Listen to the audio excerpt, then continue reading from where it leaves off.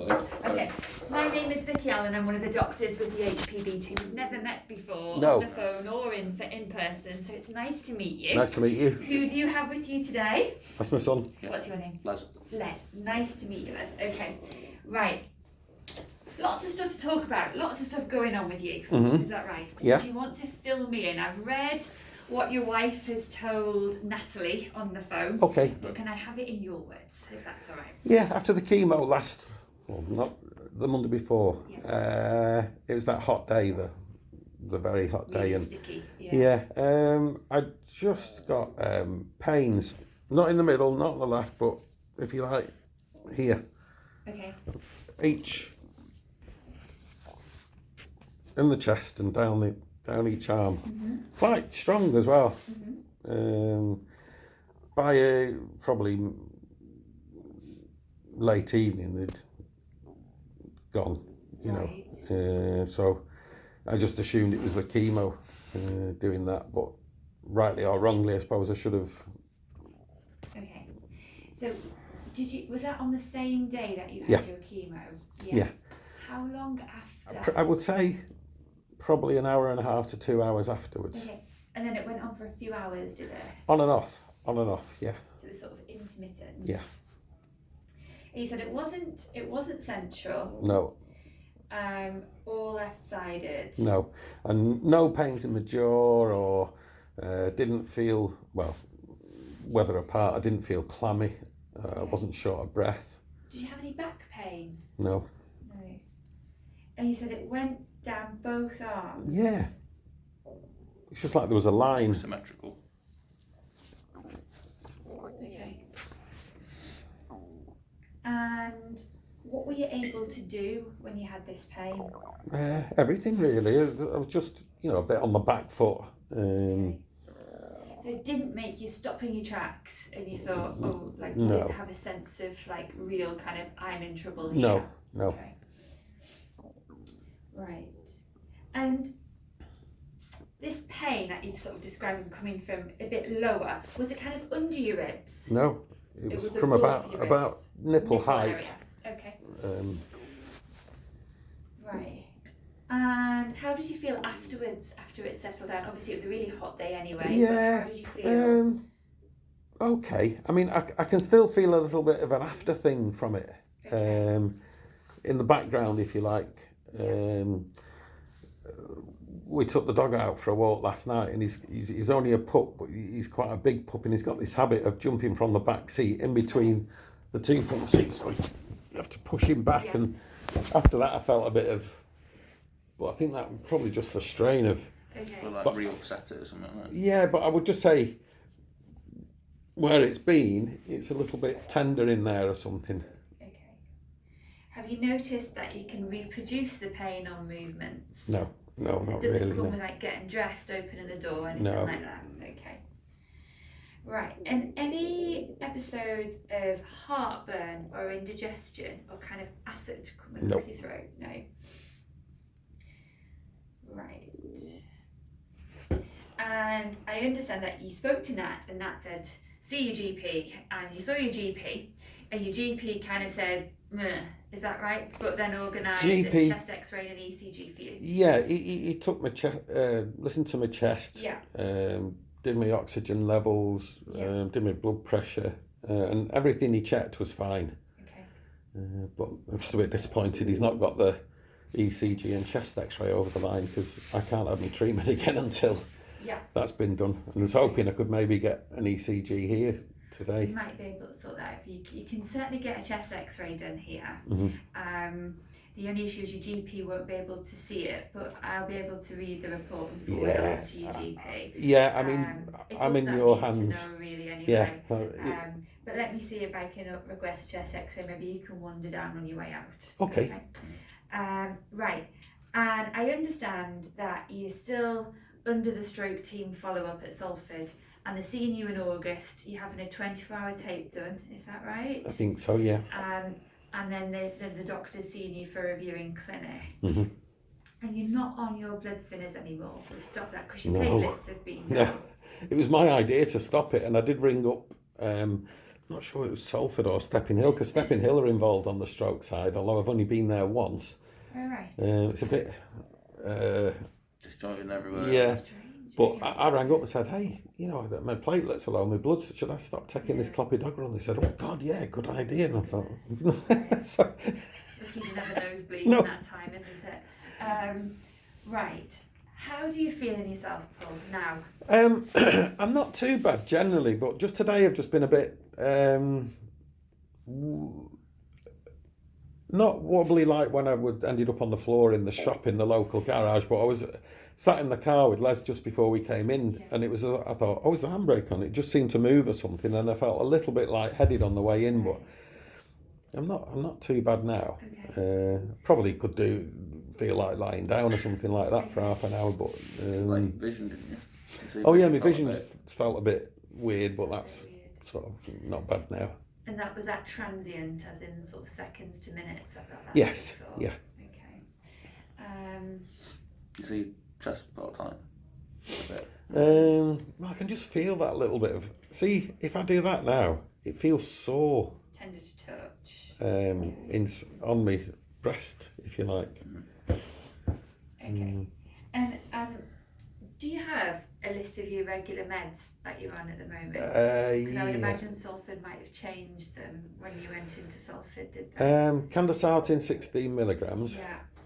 The atorvastatin, I think that's. Yeah. It doesn't matter what that is. Yeah. Are you on a beta blocker at all, something like bisoprolol or atenolol? No, good. No, I think they're the only two meds I have really on prescription. Right. And apart from the clopidogrel, which I'm not taking. And the Creon. And you're not taking any aspirin? No. Good. Okay. Creon as well for. Yeah, just have the Creon for me. Okay. Right. And your chemo's been a bit stop-start, hasn't it? Unfortunately, yeah. And then because of this chest pain and the stroke had a break of about 7 weeks, I think, with the stroke. We had to drop the capecitabine after your stroke, didn't we? Yeah. And currently, we're sort of cruising towards your final cycle of chemotherapy, which is just gemcitabine on its own now.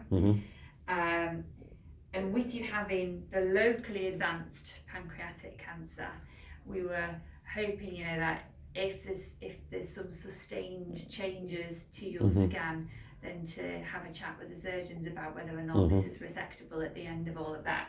And how do we look in your CT scan scheduled for the 18th of August, according to your records? Have you had a date through for that yet? I think we have, yeah. I seem to remember Gail saying. Okay. Right. Right, I'd like to have a really good listen to your heart, if that's all right, please, Paul. Yeah. And listen to your chest as well. Your blood pressure was all right. It wasn't perfect. It was 143/72. We expect it to be a wee bit higher when you're waiting to be seen here, so that, give or take. Your pulse was fine. Temperature was fine today as well. Les, you said you've got lots of questions. Do you want to ask those questions before I do the examining, in case that alters what I do? By the way, your bloods are we're still waiting for your blood results yet, but I thought I'd just get the ball rolling and pop in. Okay, thank you. That's probably first question on the list. Yeah. So it's C19. CA19, yeah. So the one that we have from today won't come back until tomorrow or the weekend, but the last one you had done in June, it's continuing to fall, which is like, it's thumbs up. It's a very soft marker, CA19-9. So it's not a definite, is the cancer getting better, yes or no? But when we take it into account with the scan results and how you're feeling, it gives us a good idea about what's what. So in March, your CA19-9 was 709, so 709, and in June it was 290, and it's continuously gone down. It's been progressive. I think it started at 1380 in January when it did. Yeah. So we did our records kind of go back sort of 3 months at a time, but so this is good. Okay. 1380 in Jan, 700 in March, was it? 709 in March, and 290 in June. Right. I'm pleased with that, considering I've not been having the home chemo tablets, and I've had interrupted treatment. Yeah. Next. Okay. I'm making notes as I go. Is that right? Yeah. Your veins are getting. I know it's a. Oh part and yeah, parcel of yeah, they're being hard local. and these are rock hard, Getting a and bit more difficult. every time they do an I know. infusion, they're like, no.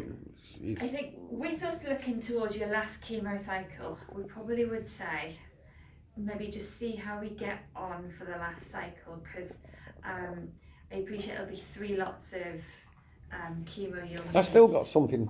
You've still got some Bits, yeah. If we were to look at more chemo after this one, and you weren't for surgery and you weren't for a break, then we would refer you for what we call a portacath, which is sort of a catheter that sits in one of your really big veins just under your clavicle or your collarbone, and it stops the nurses needing to find a vein to get blood or give you chemo. They just access your port and give it to you directly from there. But if you don't need it, because you haven't got a great big stretch of chemo in front of you, I think we just push on as we are for now. Is there anything you can do to sort of soften the veins back or make them less tender? Or It's related to the chemo. Okay. These veins here that are hard, that can't be causing the pains with the... I wouldn't have thought so, okay. No, because the veins, I mean, if you can imagine when you've got varicose veins in your legs, which is a bit similar, you tend not to get pain because of varicose veins. But it may be, you know, that you might have some what we call vein pain, which sounds like an odd phrase, but chemo can cause that. Okay. All right. Yeah. Okay. Cool. All good questions? Yeah. I think it's about 12, so I'll try not to take too long. Sorry. ECG. Yeah. ECG, can we get one today? We've sort of covered I'll that, didn't we? speak to the nurses and I'll see what they say. Okay. Cool. Okay. Thank You you. can't do a scan that quick, can you? I think because you needed did you need a scan or was it a chest x-ray? A chest Or was it x-ray, We but... can get you a chest x-ray today, Okay. but we won't have the results today. Okay. But you can have At it least the today, ball's rolling. probably. Unlike the GP, is it just... So regarding treatment plan, you've got a bit more chemo after, haven't you? So you've got 3 lots of chemo currently left. So cycle 6, you'll have day 1, day 8, day 15. However, it depends how your platelets are playing, and if they're deciding to play at all. Okay. Yeah, they were slower to recover the last couple of times. So that's a result of the effect of chemo on your bone marrow. It's just a cumulative It's just effect, an insult to your bone marrow. Right, okay. And everyone's different, but in combination with antiplatelets, which you were on as well, that's your clopidogrel, it may have just dropped it a bit further. Okay. However, sometimes in people such as yourself, who's showing improvement on scans and your tumour marker, the CA19-9 is good in the right direction, sometimes we do just say, we'll let the final cycle go and we'll just refer you back to the surgeons when you've had your scan. So that would be another option if your platelets are not playing, because, at some point we have to say, I think we've achieved what we're going to achieve here, and all we're doing is just pushing things back week by week. But we'll see what your results are like today. Okay. I mean, with that, say that last lot of chemo was cancelled. Could I resume chemo in 3 months or something?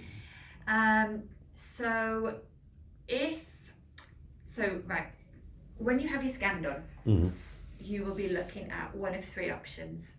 The first one will be that your scan continues to show a cancer that is surgically potentially resectable, in which case we send you back to MRI to have a chat to the surgeons over there after we've had a multidisciplinary team meeting. Second option is that your scan shows that things have got a bit better, but it doesn't look like this is going to be amenable to surgery. In that case, we'd say, well, we've got control of the cancer, so we'll just wait for 3 months, do another scan, go from there.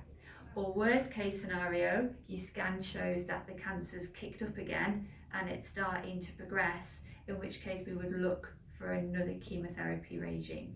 So they're the 3 options. On the same one or on a different one? It'll be a different one. Yeah. Different type of chemo. Yeah. However, that's going to cause problems because obviously you had a stroke on treatment, and we have to be mindful of that.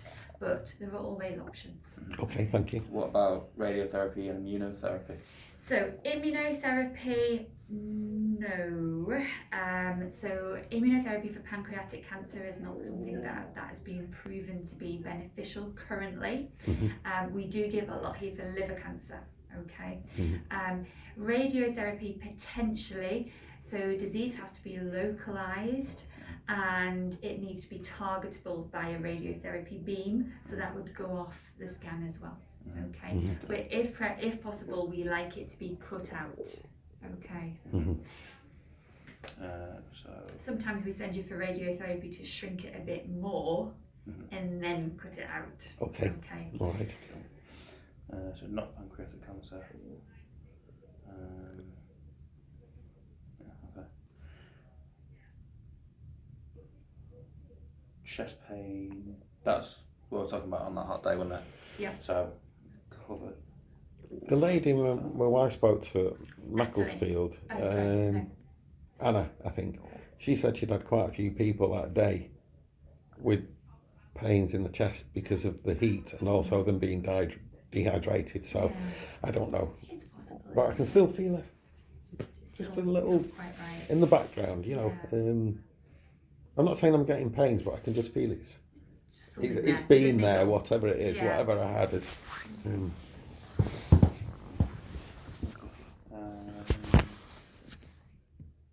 Your stomach pain, you've had stomach pain. Yeah, my stomach's been a bit bad as well in the last week or so, but not like it was a little bit like it was pre-diagnosis, but it comes and goes, and if I take a 200ml paracetamol or whatever it is, it usually helps. It helps, but I'm not inclined to do that. I'm not a tablet person really.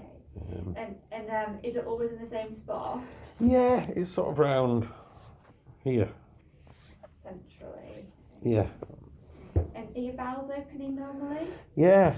They've been a lot better than, for the last since I started treatment really. Okay. Things have been a lot better. My appetite and my bowels and have been better than they have been for 12 months previously. Okay. And any sickness or feeling sickly? No nausea, no sickness. And your waterworks, are they okay? Yeah. Don't know about that. Keep an eye on that. If it's something that goes away with some paracetamol, then that's reassuring. And if it's not associated with any bowel upset or nausea and vomiting, it may just be sort of changes within your tummy with everything that's going on. Okay.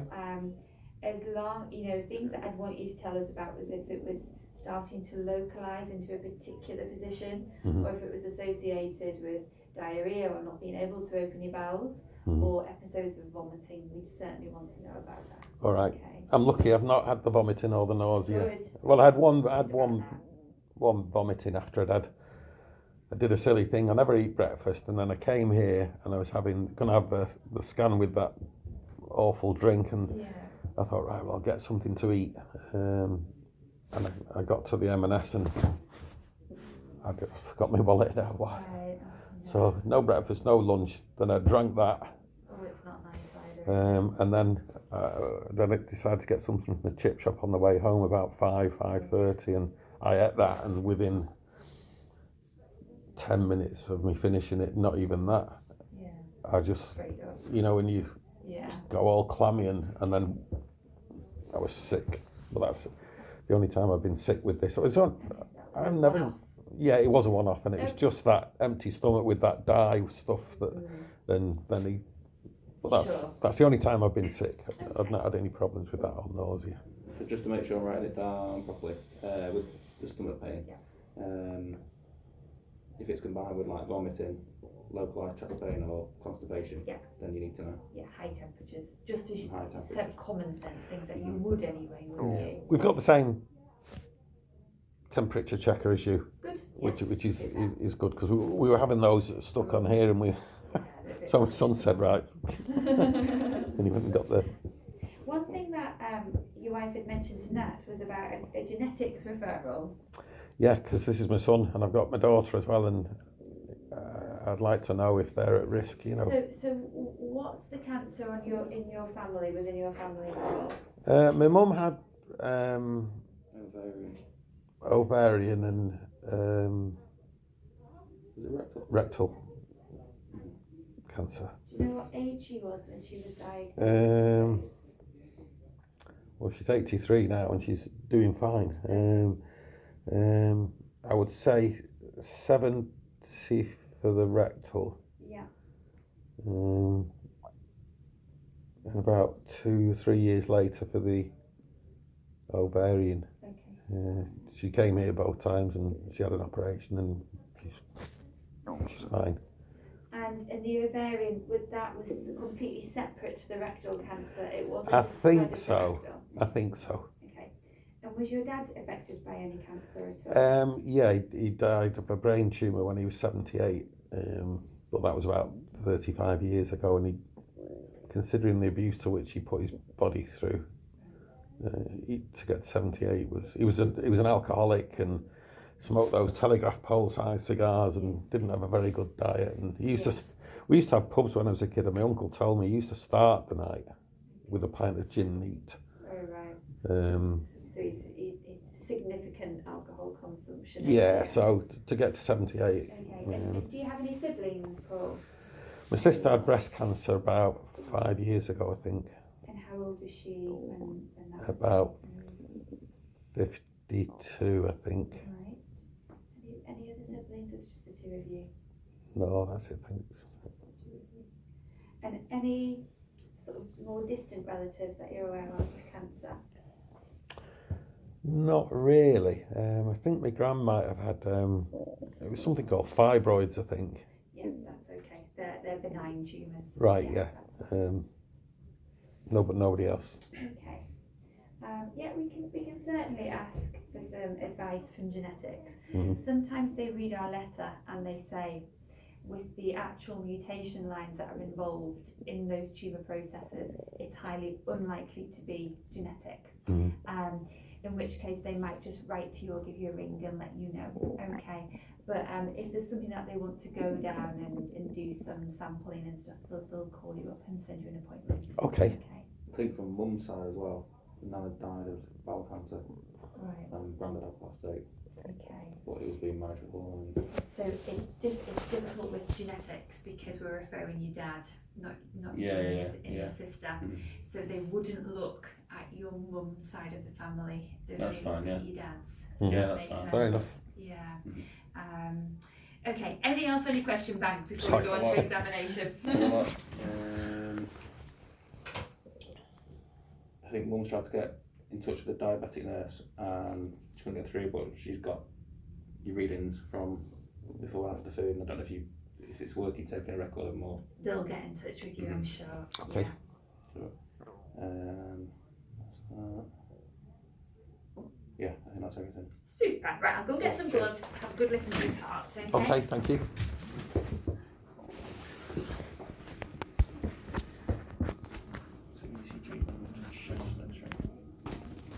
Yeah, well, I might be able to get one on the way. You said I might be able to get one on the way out, didn't you? Chest X-ray, yes, it should be. I'll see what happens when we request it. Okie dokie. Right, let's start off by having a feel of your pulse, if that's okay. Thank you.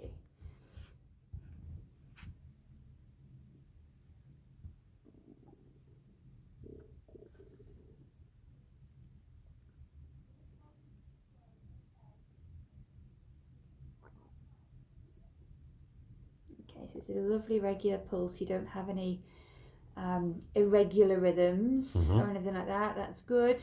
Okay, happy with that? Let's have a good listen to your heart. Okay. You don't need to take any massive deep breaths, just normal breathing. Okay.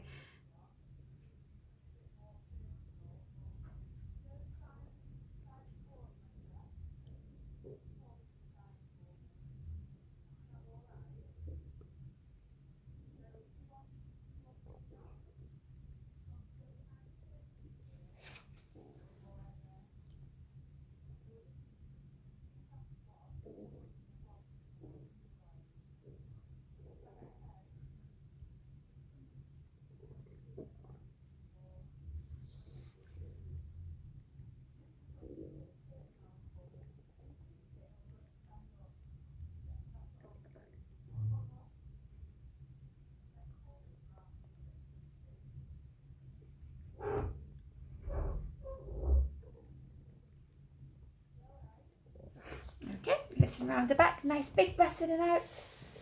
Super.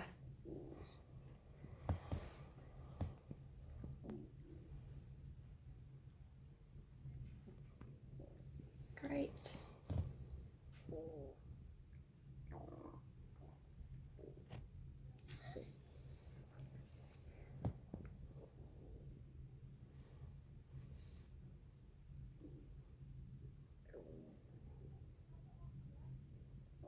Good. Okay.